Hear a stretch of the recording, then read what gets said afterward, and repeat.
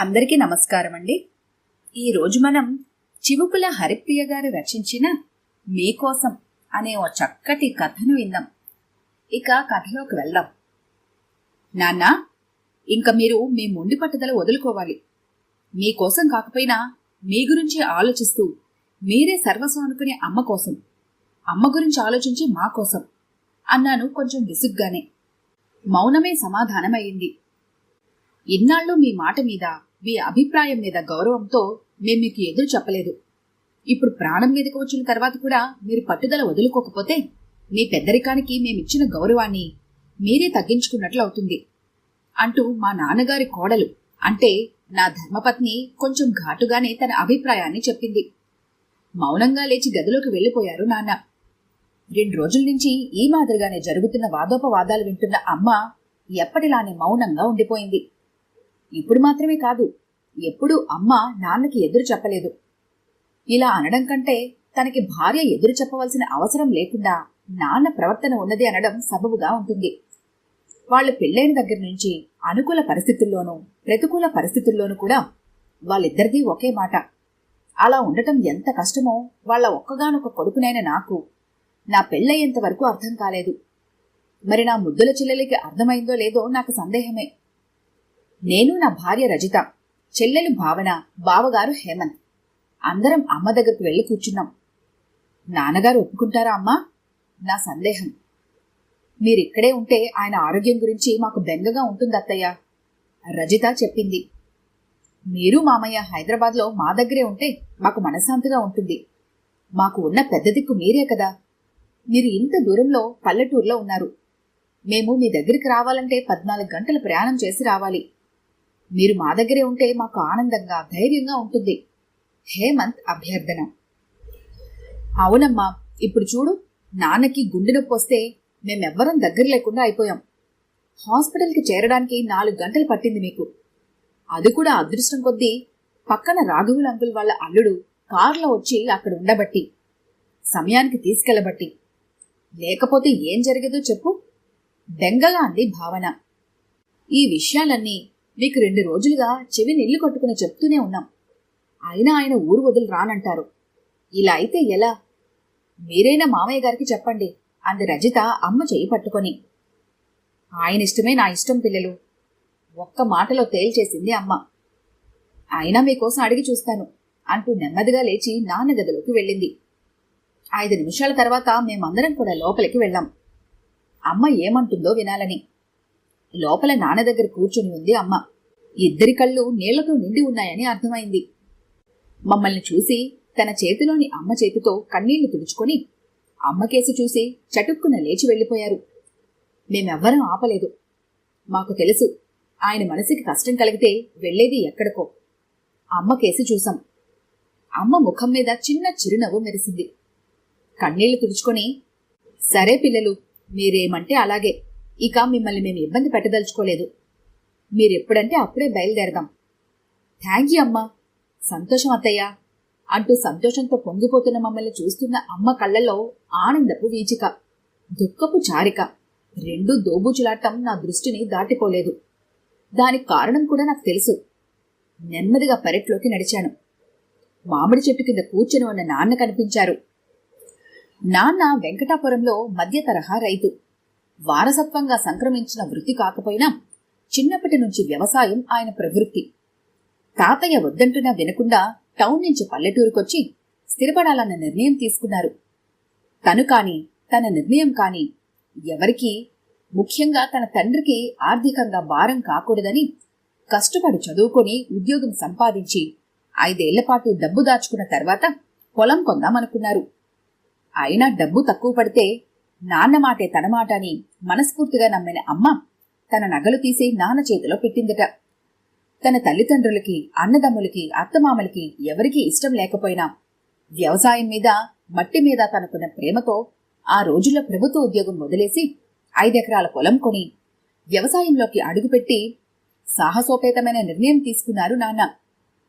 చదువు నేర్పిన జ్ఞానంతో, అనుభవం నేర్పిన విజ్ఞానంతో, అమ్మ సహకారంతో, తన కష్టంతో నాన్న 5 ఎకరాలని 20 ఏళ్లలో 15 ఎకరాలు చేయగలిగారంటే మాకందరికీ ఎంతో గర్వంగా అనిపిస్తుంది.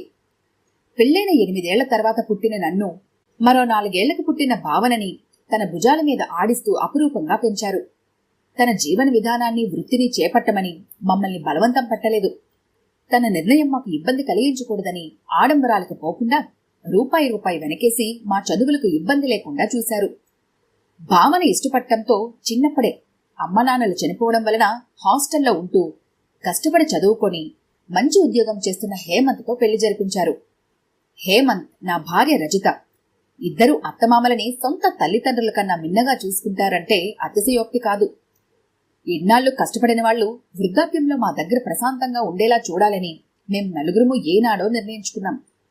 కాని ఆ నిర్ణయాన్ని అమలుపరచాలన్న నిర్ణయం మాత్రం నాన్నకి గుండెపోటు వచ్చిన దరిమిలా ఇప్పుడు తీసుకొని ఆయన్ని ఒప్పించడానికి 4 రోజులుగా ఇక్కడే తిష్టవేశాం అందరం. పండు వెన్నెల.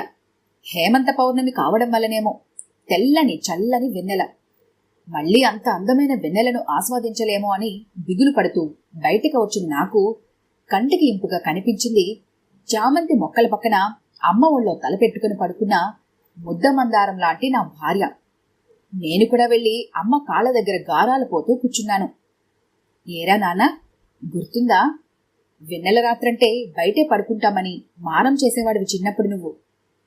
మరే అత్తయ్య, మీ చంటి పిల్లాడు ఇప్పటికీ అంతేనండి. అక్కడి కూడా పౌర్ణమి అంటే మేడ మీద పడకే మా అందరికీ. జలుబులు, దోమలు ఏవీ పట్టవు ఆయనకి. మురిపెంగా నిష్ఠూరమాడింది రజిత. మా నవ్వులతో శృతి కలిపారు అప్పుడే వచ్చిన భావన, హేమంత్. ఏమండి, మీకు తెలుసా, మా అమ్మకి మేమెరిగిన దగ్గర నుంచి మెడలో నానుతాడు ఒక్కటే నగ. నేత చీరలే కట్టుకునేది. వాళ్లకు ఇష్టమైన పాడి పంటల్లోనే ఆనందాన్ని, తృప్తిని పొందేవారు. పెద్దనాన్నలు, బాబాయిలు పండక్కో సెలవులకో వచ్చి హాయిగా మల్లెపందిరి కింద కూర్చొని కమ్మటి ఆవకాయ అన్నం తిని వెళ్తూ వెళ్తూ, ఏంటో వీడు ఈ మారుమూల గ్రామంలో మట్టి పిసుక్కుంటూ ఉండిపోయాడు పాపం అని సానుభూతి చూపించి వెళ్లిపోయేవారు. వాళ్ల సానుభూతికి చిరునవ్వే సమాధానం అయ్యేది మా అమ్మా నాన్నల దగ్గర నుంచి అంది. నవ్వాలనుకున్నట్టుంది కాని కళ్లల్లో నీళ్లొచ్చాయి తనకి. తనతో పాటు మా అందరి కళ్లల్లో కూడా నీళ్లు చిప్పిల్లాయి. నవ్వినా ఏడ్చినా కన్నీళ్లే వస్తాయంటారు కదా. మమ్మల్ని కిటికీలోంచి చూస్తున్న నాన్న కళ్లల్లో నిలిచినవి ఏమిటో మరి. మరో 1 వారం రోజుల తర్వాత పొలం కౌలుదారుకు, ఇల్లు ఆవులు ఊరు పురోహితుడికి అప్పగించి అమ్మానాన్నలు తీసుకుని హైదరాబాద్ ప్రయాణమయ్యాం. ఎప్పుడో 35 ఏళ్ల క్రితం పట్టణాన్ని కాదని పల్లెటూరు వచ్చారు. ఇప్పుడు మా బలవంతం మీద ఊరు వదిలి సిటీ వస్తున్నారు. మమ్మల్ని క్షమించండి అన్న భావం నా కళ్లల్లో కనబడింది.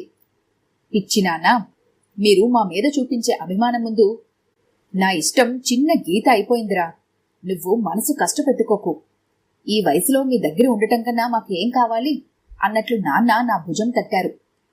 అమ్మా నాన్న మా ఇంటికొచ్చి ఇప్పటికీ 2 నెలలు దాటింది. ఉగాది పండగ. భావన, హేమంత్ వచ్చారు. పండుగ రోజు అందరితో సరదాగా గడపడానికి. మావయ్య, ఎల్లుండి మా కొలీగింట్లో సత్యనారాయణ వ్రతం. అందర్నీ రమ్మని పిలిచాడు. కలిసి వెళ్దాం, ఏమంటారు అన్నాడు హేమంత్. మేమెందుకులే బాబు, మీరు వెళ్ళి రండి. అక్కడ మాకు ఎవరూ తెలియదు కదా అంది అమ్మ. వస్తే తెలుస్తుంది కదా అమ్మా. అన్నయ్య, వదిన కూడా వస్తున్నారు, మీరు కూడా రావాల్సిందే అని తేల్చేసింది భావన.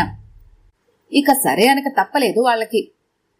అన్నయ్య, ఉగాదికి నాకు ఆయనకి బట్టలేవిరా అని దబాయించింది భావన. అది ఎప్పుడో ఒకసారి ఉగాదికి వచ్చి వెళ్లేవాళ్లకి, ఇలా వారం వారం వాలేవాళ్లకి కాదు అంటూ ఉడికించాను నేను. ఊరుకోండి, ఆడపడుచు నోరు తెరిచి అడుగుతుంటేను. పదండి మాట్లాడకుండా. అత్తయ్య, మీరు మామయ్య కూడా రండి. పండగ సందర్భంగా మీ అబ్బాయి పర్సు ఖాళీ చేయించేద్దాం అంటూ అందర్నీ బయలుదేరదీసింది రజిత. అందరికీ పట్టుబట్టలు కొన్నాక బయటకొస్తూ, రజిత, మీ పెళ్ళై 4 ఏళ్లు దాటుతుంది, మరి మాకు మనవాడిని ఎప్పుడిస్తావు అని అమ్మ అడిగితే సిగ్గుపడింది రజిత. ఆ రోజు రాత్రి, ఏమండి, పిల్లలందరూ చుట్టూ ఉన్నారు, ఎంతో అభిమానాన్ని చూపిస్తున్నారు. అయినా మీలో ఇంకా వెలితి కనబడుతోంది. మా మధ్యలో ఉన్నారు కానీ మాతో లేరు. నాకు తెలుసు మీకు ఊరు వదలడం ఇష్టం లేదు. అయినా నా కోసం మీకేమైనా జరిగితే నేను తట్టుకోలేనని నా మీద బెంగతో వచ్చారు. కాని వచ్చాక ఇలా బాధపడుతూ ఉంటే వాళ్ళు నొచ్చుకుంటారు కదా. పరిస్థితులకు అలవాటు పడదామండి. మార్పు మాత్రమే శాశ్వతమని మీకు తెలియదా?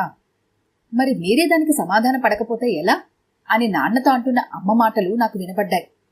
అమ్మా, నాన్న, తయారవ్వండి, మనం 7 అక్కడ ఉండాలని ఆజ్ఞాపించింది మీ కూతురు. మేము తయారై అరగంట అయింది అంటూ బయటకు వచ్చారు ఇద్దరు. మేం బలవంతం చేసి కొనిపెట్టిన పట్టుబట్టలు కట్టుకుని ఆది దంపతుల్లాగా మెరిసిపోతున్న వాళ్ళని కళ్ళారా చూసుకుని బయలుదేరాం. 6:30 కల్లా కొత్త ఇంటి ముందు ఆగింది కారు. సిటీకి దూరం అనుకుంటాను. మన ఇంటి నుండి గంట పైన పట్టింది ప్రయాణం. కాని కాలనీ చాలా బావుందిరా అంటూ దిగిన అమ్మ, వెనకాల దిగిన నాన్న నిశ్చేష్టులయ్యారు. ఇంటి ముందు నందనవనం అనే పేరు, స్వాగతం అనే బోర్డుతో నిలబడిన భావన, హేమంత్లను చూసి అయోమయంగా మా వైపు చూశారు. నవ్వుతూ ముందుకు వచ్చారు భావన, హేమంత్. ఏమిటి పిల్లలు ఇదంతా అంది అమ్మ. మీకు మా అందరి బహుమతి. అందరి గొంతులు ఒకేసారి పలికాయి. నాన్న ముఖంలో ప్రశ్నార్థకం. మీకు వ్యవసాయమన్నా ఊరన్నా ఎంత ఇష్టమో మా అందరికీ తెలుసు మామయ్య గారు. కాని ఏదో ఒకరోజు మీరిక్కడికి రావాల్సి వస్తుందని మాకు తెలుసు. ఆ రోజున మీరు బాధపడకూడదని మేం ముందే అనుకుని చేసిన ఏర్పాటిది అన్నాడు హేమంత్. హేమంత్ ఆలోచన 3 ఏళ్ల క్రితం చెప్పాడు నాన్న. మా అందరికీ బాగా నచ్చింది. అప్పటి నుంచి రజిత జీతం, భావన జీతం ఈ రోజు కోసమే పొదుపు చేశాం. మీకు ఇష్టమైనట్లుగా ఇల్లు తయారు చేయడానికి ప్రయత్నించాం. ముహూర్తం దగ్గర పడుతోంది, రండి నాన్న. నాన్న చేతికి కలసం, అమ్మ చేతికి సత్యనారాయణ స్వామి పటం అందించారు పురోహితులు. మంగళవాయిద్యాల మధ్య అయోమయంలోనే లోపలికి అడుగుపెట్టిన వారి కళ్లకి ఎదురుగా కనిపించింది దాదాపు 700 గజాల స్థలం, మధ్యలో కట్టబడిన చిన్న పర్ణశాల వంటి ఇల్లు, 4 వైపులా ఖాళీ స్థలం. మనసులు ఆనంద డోలికలలో ఊగుతుండగా మమ్మల్ని మనస్ఫూర్తిగా దీవించారు అమ్మానాన్నలు. ఇది కేవలం మీకోసం కట్టిన ఇల్లు. మీ ఇష్టం నాకు తెలుసు కదా, అందుకే వంటగది, హాలు, వరండా మాత్రమే కట్టించి మిగతా అంతా ఖాళీగా వదిలేశాం. ఇక మీ ఇష్టం నాన్న, మేము వారం వారం వస్తుంటాం అన్నాను మర్నాడు తిరిగి వచ్చేటప్పుడు. 6 నెలల తర్వాత కళ్ళాపి చల్లి ముగ్గు పెట్టిన గుమ్మంలో అడుగుపెట్టగానే మల్లెతీగ, విరజాజి, ముద్ద మందారం, మరువం, దవనం మొక్కలు, కాకర, దొండ, బీరపాదులు, బెండ, వంకాయ మొక్కలు, అరటి చెట్లు, జామ మొక్కలు, నేలవంగా పెరుగుతున్న ఆకుకూర మడులు, మేడ మీదకు ఎక్కిన సన్నజాజి తీగ, గుమ్మడి, ఆనపతీగలు. ఒక మూల ఊరి నుంచి తీసుకొచ్చిన ఆవులు మహాలక్ష్మి పానకం. చెంగు చెంగుమని గెంతుతూ మహాలక్ష్మి పొదుగు నాకుతున్న లేగదూడ గౌరి. తన 30 ఏళ్ల వ్యవసాయ అనుభవాన్ని 700 గజాల్లో నాన్న రంగరిస్తున్న తీరు చూస్తే మాకు ఎప్పుడు వచ్చినా ఆశ్చర్యంగానే ఉంటుంది. ఆ రోజు పౌర్ణమి.